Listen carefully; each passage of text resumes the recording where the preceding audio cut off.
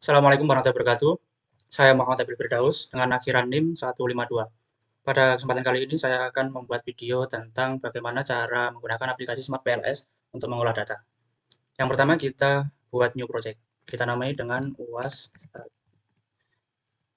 statistika 2. Kemudian kita double klik di sini untuk memasukkan data yang telah kita siapkan. Nah, untuk data ini kita menggunakan data yang kemarin telah dicari oleh teman-teman sekalian. Kemudian kita double klik di sini untuk membuat modelnya. Kita masukkan variabel yang M, kemudian yang K, dan seterusnya. Setelah selesai memasukkan untuk model-modelnya ini, kemudian kita mengubah namanya sesuai dengan apa yang dibutuhkan. Untuk M ini yaitu variabel minimalisme. Kita ubah namanya. Kita lakukan proses ini untuk semuanya. Nah, setelah kita rubah namanya, kita hubungkan antar variabelnya.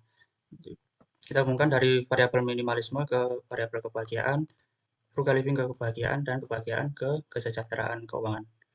Kenapa variabel kebahagiaan ini berada di tengah? Karena variabel kebahagiaan ini adalah variabel mediasi yang menghubungkan antara variabel eksogen ke variabel endogennya. Nah, setelah kita buat untuk yang indirect effect-nya, kemudian kita buat yang direct effect. Dari minimalisme ke kesejahteraan keuangan, dan frugal living ke kesejahteraan keuangan. Setelah ini, kita calculate dengan menggunakan PLS algorithm. Langsung start calculate.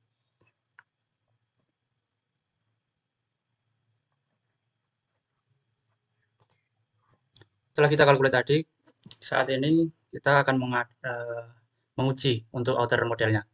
Untuk outer model ada yang pertama yaitu validitas konvergen. Untuk validitas konvergen menggunakan parameter loading factor dan AVE. Pada loading factor, nilai yang dibutuhkan adalah di atas 0,5 bisa, 0,6 bisa, dan yang biasanya digunakan adalah 0,7. Bisa digunakan 0,5 apabila nilai AVE-nya juga 0,5. Karena di sini ada yang nilainya di bawah 0,5, maka kita akan hapuskan yang di bawah 0,5 terlebih dahulu. Yakni pada F11, KK10, KK6 sampai dengan KK9 itu terlebih dahulu kita hapuskan. Untuk F11, KK10, kita coba lagi untuk calculate. Start calculation. Kita lihat di outer loading, nilainya sudah berada di atas 0,5. Dan kita lihat di nilai APE-nya. Nilai APE untuk frugal living yakni 0,4, masih di bawah 0,5. Nah, ini untuk sekarang kita hapuskan saja untuk yang masih berwarna merah, karena setelah tadi saya coba, untuk yang masih ada warna merahnya ini bisa memengaruhi untuk indikator uji yang lainnya. Untuk itu kita hapuskan saja yang masih berwarna merah ini.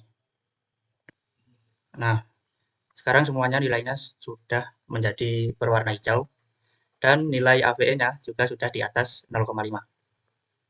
Nah, karena semuanya nilainya sudah menjadi hijau atau di atas standar, untuk outer loading-nya di atas 0,7 dan AVE-nya di atas 0,5, maka data ini bisa dinyatakan valid dengan menggunakan indikator AVE dan loading faktornya. Setelah kita melakukan uji validitas konvergen, kemudian kita beralih pada validitas diskriminan. Untuk validitas diskriminan ini yang pertama yaitu cross-loading. Cross-loading di sini kita bisa melihat di poin diskriminan validity, kemudian kita pilih yang cross-loading ini. Nah, untuk memudahkan, data ini sudah saya pindah di Word. Nah, pada data ini, korelasi antara satu variabel dengan variabel lainnya itu tidak boleh lebih dari korelasi variabel itu sendiri. Intinya, untuk hubungan dengan F4, untuk F yang frugal living dengan frugal living, nilainya harus lebih dari hubungan antara frugal living dengan kebahagiaan, frugal living dengan kesejahteraan keuangan, dan frugal living dengan minimalisme. Begitu juga untuk yang lainnya, seperti itu juga. Bisa dilihat di sini nilai hubungan antara frugal living ke frugal living semuanya lebih tinggi daripada hubungan dengan variabel lainnya. Variabel kebahagiaan juga seperti itu, lebih tinggi, kesejahteraan juga lebih tinggi, dan minimalisme juga lebih tinggi. Nah, pada data ini karena semuanya lebih tinggi, menunjukkan bahwa tidak ada masalah pada korelasi antar variabelnya. Jadi data tersebut dapat dinyatakan bahwa ini valid. Setelah menggunakan parameter cross-loading, sekarang kita beralih ke nomor 2 dari parameter validasi diskriminan, yakni Forel Lager. Untuk Born Lager tadi cross loading di sini, kemudian kita klik yang Born Lager ini. Nah, untuk nilai ini frugal living ini adalah nilai dari akar AVE. Nah, nilai dari akar AVE ini harus lebih besar daripada nilai-nilai di bawahnya. Nilai di bawahnya ini hubungan antara kebahagiaan ke frugal living, kesejahteraan ke frugal living, dan seterusnya. Dilihat ini nilai frugal living lebih besar daripada nilai kebahagiaan, kesejahteraan, dan minimalis. Nilai kebahagiaan juga lebih besar daripada di bawahnya, kesejahteraan juga, minimalis juga. Maka dengan ini data ini dinyatakan valid karena nilai dari akar AVE lebih besar daripada hubungan antara variabel korelasi antara variabel yang sama dengan variabel lainnya. Kemudian untuk yang ketiga dari validitas diskriminan yaitu latent variable correlation. Nah, untuk ini kita klik di latent variable ini, kemudian di latent variable correlation. Nah, kita salin dulu untuk ini, dipindahkan ke Excel untuk mempermudah membandingkan dengan nilai akar dari AVE. Nah, tadi untuk mempersingkat waktu saya sudah membuatnya. Saya sudah menyalin dari PLS ke sini untuk nilai latent variable correlation-nya. Kemudian untuk AVE-nya sudah saya hitung akarnya. Jadi cara untuk menghitung akar dari AVE, kita salin dulu nilai AVE-nya, kemudian kita menghitung dengan rumus SQRT dari nilai AVE-nya. Ketemu tiap-tiap variabelnya memiliki nilai akar AVE sebagai berikut. Untuk latent variable correlation ini, karena nilai akar AVE harus di atas dari hubungan antara variabel yang berbeda.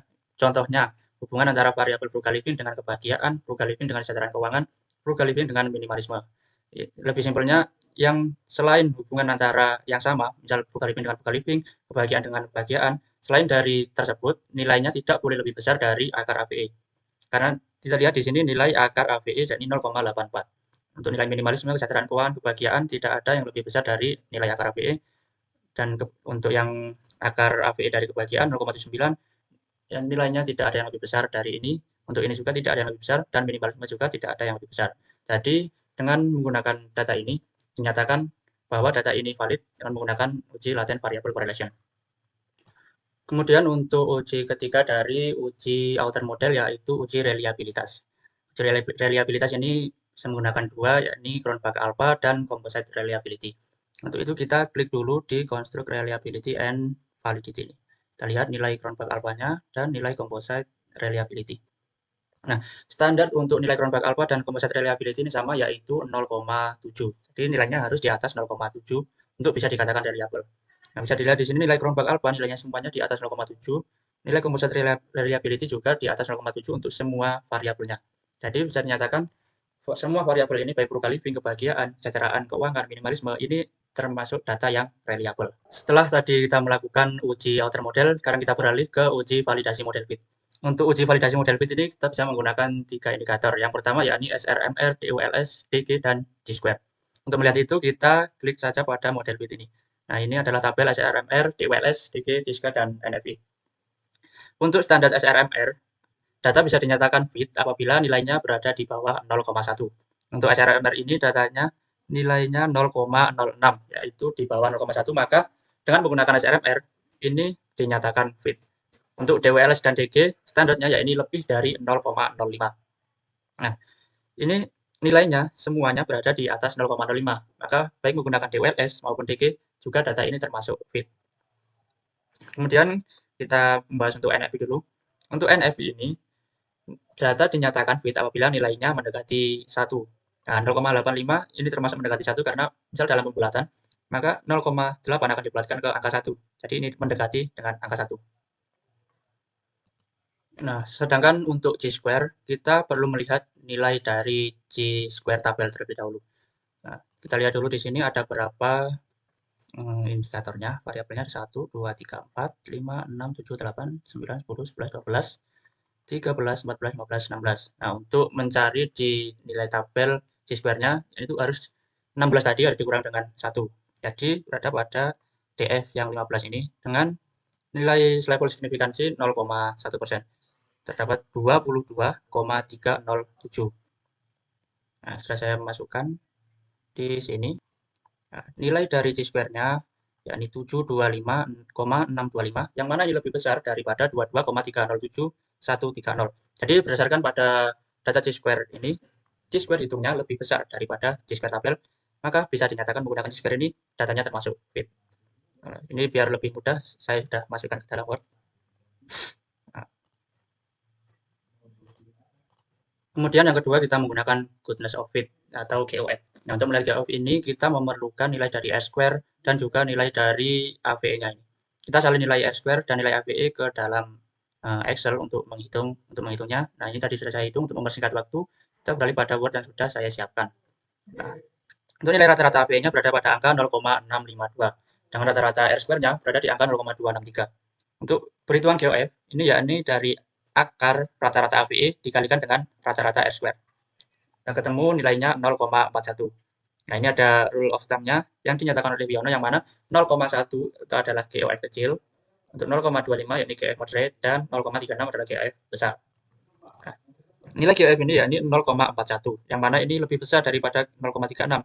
Maka untuk GOF pada data ini dinyatakan adalah GOF besar karena nilainya berada di atas 0,36. Kemudian yang ketiga adalah Q2 Predictive Relevance. Nah, untuk mencari ini kita calculate ulang tapi tidak menggunakan PLSM algorithm, tapi menggunakan PLS predict. Kita coba calculate, gunakan PLS predict. Nah, untuk start calculation. Kita tunggu. Nah, terus kita klik pada LV Prediction Summary. Nah, ini adalah nilai dari Q2 predict-nya. Nah, berdasarkan rule of thumb-nya, apabila nilai Q2 di atas 0, maka ini memiliki predictive relevance. Dan juga sebaliknya, apabila nilainya kurang dari 0, maka ini kurang memiliki predictive relevance.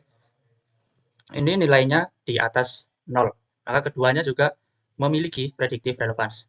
Nah, untuk lemah, moderate, atau kuatnya, standarnya yaitu 0,02 itu lemah, 0,15 itu moderate, dan 0,35 itu kuat.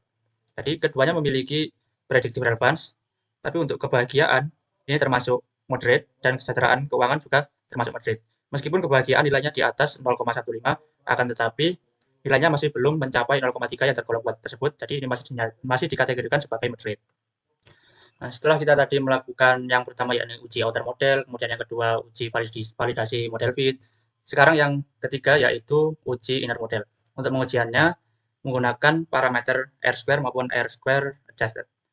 Juga menggunakan nilai signifikansi untuk menguji hipotesisnya untuk mengetahui seberapa pengaruh variabel mediasinya dan juga untuk mengetahui seberapa besar efek dari tiap masing-masing variabelnya.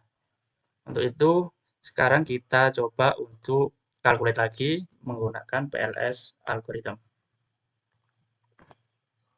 Nah, setelahnya kita cari di nilai R-square.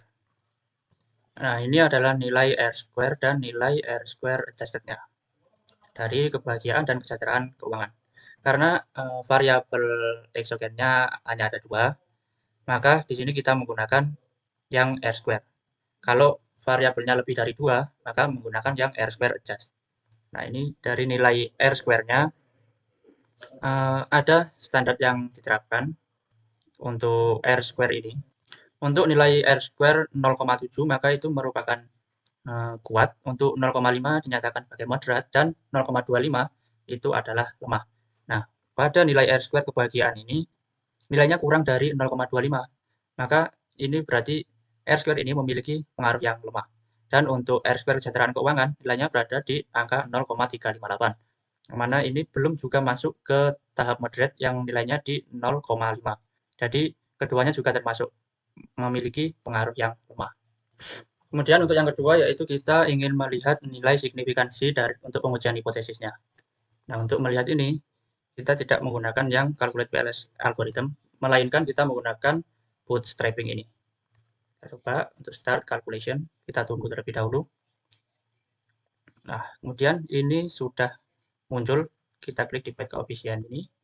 Nah, untuk nilai T hitung dan p-value-nya, ini semuanya untuk nilai p-value-nya yaitu signifikan. Nah, untuk signifikansi level di 1%, nilai T hitungnya ini harus berada di atas 1,65. Ya, lihat ini semuanya nilainya berada di atas 1,65. Nah, dari tabel ini, sebentar ini saya panjangkan terlebih dahulu. Nah, untuk ini frugal living ke kebahagiaan, frugal living ke kesejahteraan keuangan. Untuk frugal living ke kebahagiaan ini adalah indirect effect karena kebahagiaan ini adalah variabel mediasi. Jadi dari variabel eksogen menuju ke variabel mediasi, kemudian baru bisa ke variabel uh, endogennya. Ya. Tapi untuk frugal living ke kesejahteraan keuangan, ini adalah direct effect, tidak melewati variabel mediasi. Nah, dapat dilihat jika pengaruh langsung atau direct effect ini signifikan dan juga pengaruh tidak langsung juga signifikan, maka ini dapat dinyatakan sebagai partial mediation karena keduanya sama-sama memiliki pengaruh yang signifikan. Akan tetapi apabila yang terjadi adalah sebaliknya, ada salah misal variabel yang direct effect-nya tidak signifikan tapi indirect effect-nya signifikan, maka akan terjadi full mediation. Karena di sini semuanya signifikan, yang terjadi pada data ini adalah partial mediation. Yang berarti bahwa variabel mediasi atau yang kebahagiaan ini hanya menjelaskan sebagian hubungan antara frugal living dengan kesejahteraan keuangan dan minimalisme dengan kesejahteraan keuangan. Tidak sepenuhnya dijelaskan oleh variabel kebahagiaan ini. Nah, itu untuk mengetahui seberapa signifikan dari tiap-tiap variabelnya serta hubungannya. Ini digunakan untuk menguji signifikansi dari pengujian hipotesisnya. Kemudian selanjutnya kita akan membahas tentang effect size yang masih termasuk ke dalam inner model. Nah, untuk effect size ini kita bisa melihat di tabel F-square. Tabel untuk ini klik F-square. Nah, ini adalah tabelnya. Tabel ini digunakan untuk mengetahui pengaruh dari masing-masing variabel terhadap variabel lainnya. Di sini menggunakan nilai tabel S-square dengan rule of thumb dari effect size adalah apabila nilainya kurang dari 0,02 maka efeknya kecil, dan jika nilainya 0,02 sampai dengan 0,15 ini efeknya sedang, dan untuk nilai yang di atas 0,35 maka ini memiliki efek yang besar. Nah, untuk itu pada data ini menunjukkan bahwa frugal living memiliki pengaruh sedang terhadap kebahagiaan ini. Nah, dan untuk kebahagiaan memiliki pengaruh yang besar terhadap kesejahteraan keuangan. Dan juga untuk minimalisme, ini keduanya sama-sama memiliki pengaruh yang kecil terhadap kebahagiaan maupun terhadap kesejahteraan keuangan. Nah, dari semua perhitungan tersebut, ada yang dinyatakan valid dan dinyatakan fit, juga seberapa besar efeknya, kita dapat melihat untuk menjawab pertanyaan atau hipotesis yang telah dibuat. Ini hipotesis yang pertama, yakni minimalisme berpengaruh positif terhadap kesejahteraan keuangan. Nah, berdasarkan yang tadi sudah dihitung, hipotesis ini diterima dengan nilai signifikansi yang berada pada angka 0,07 yang juga kurang dari 0,01. Ya, jelas itu signifikan. Dan minimalisme ini juga berpengaruh langsung dan signifikan terhadap kesejahteraan keuangan dengan efeknya yang kecil. Dilihat dari tabel F-square yang tadi. Dan untuk frugal living berpengaruh positif terhadap kesejahteraan keuangan ini juga diterima dengan nilai signifikansi di angka 0,001 kurang dari 0,01. Nah, frugal living ini juga berpengaruh langsung dan signifikan terhadap kesejahteraan keuangan dengan efek yang kecil. Nah, ini poin A dan B ini adalah direct effect. Untuk yang C, ini kebahagiaan berpengaruh positif terhadap kesejahteraan keuangan. Nah, ini diterima. Kebahagiaan secara langsung juga berpengaruh signifikan terhadap kesejahteraan keuangan. Pada tabel S-square itu nilainya 0,37, yang mana ini memiliki efek yang besar. Untuk yang hipotesis yang D, yang indirect effect, yang memerlukan mediasi, ya, yakni kebahagiaan memediasi pengaruh minimalisme terhadap kesejahteraan keuangan. Dengan nilai signifikansi pengaruh tidak langsung 0,007, ini kurang dari 0,01, artinya terdapat mediasi signifikan secara parsial oleh kebahagiaan. Artinya juga minimalisme tetap punya pengaruh langsung. Sebagian pengaruhnya juga lewat kebahagiaan. Berarti hipotesis ini dapat diterima. Untuk yang terakhir, hipotesis tentang kebahagiaan memediasi pengaruh frugal living terhadap kesejahteraan keuangan. Nah, hipotesis ini diterima dengan nilai signifikansi indirect dari 0,000. Ini nilainya kurang dari 0,01. Dan ini signifikan. Dan kebahagiaan juga memediasi secara parsial atau hanya separuh sebagian pengaruh frugal living terhadap kesejahteraan keuangan. Jadi tadi kebahagiaan ini adalah variabel mediasi yang hanya memediasi sebagian saja. Jadi semua hipotesis ini diterima dengan mediasi yang parsial, bukan full mediation. Itu saja dari saya. Terima kasih. Wassalamualaikum warahmatullahi wabarakatuh.